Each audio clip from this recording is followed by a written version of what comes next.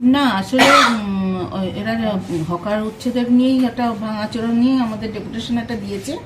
তবে আমি বলেছি আমি এই ব্যাপারটা কিছুটা আমার বলে, কিন্তু সমস্ত ডিসিশন আমাদের ঊর্ধ্বতন।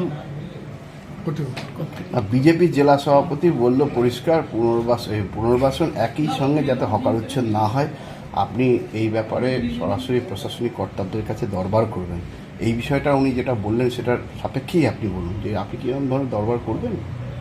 সেটা পরিস্থিতি বুঝে বলা, তাছাড়া আমাকে যদি ডাকে মিটিংয়ে নিশ্চয়ই আমি বলবো।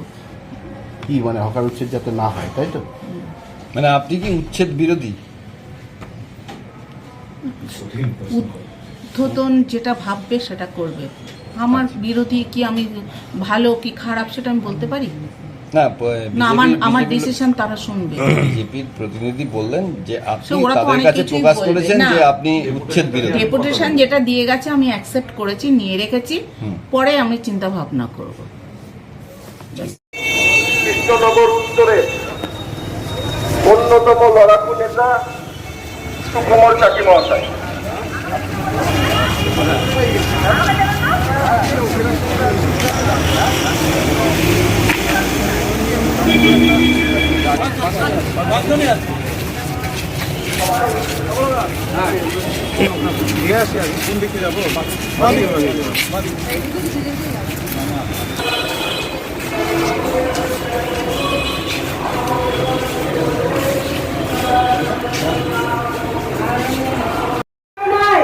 কৃষ্ণনগরের উপরে, শুধু কৃষ্ণনগর নয়, এরকম যে সমস্ত জায়গায় ভারতে জনতা পার্টি ভালো রেজাল্ট করেছে সেই সমস্ত জায়গাগুলোতেই এই আমাদের ভোটারগুলো যারা হকার ভাইয়েরা আমাদের আছে তাদের উপরে যেন অত্যাচারগুলো শুরু হয়েছে।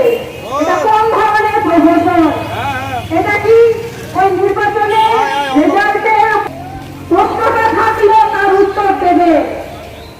শুধুমাত্র কৃষ্ণনগর নয়, এরকম যেখানে যেখানে ভারতীয় জনতা পার্টির রেজাল্ট ভালো হয়েছে, অথচ কলকাতার শিয়ালদা, চিতপুর, মেটিয়ামুড়, তিলতলা বিনা নোটিশে গত 29শে জুন রাত্রেবেলা অবৈধভাবে যে দোকানগুলো ভাঙচুর করে দিলেন, সেই তাদের অবস্থা কি হবে? তারা কি করে খাবে? গ্রামের দিন আনে দিন খায় যারা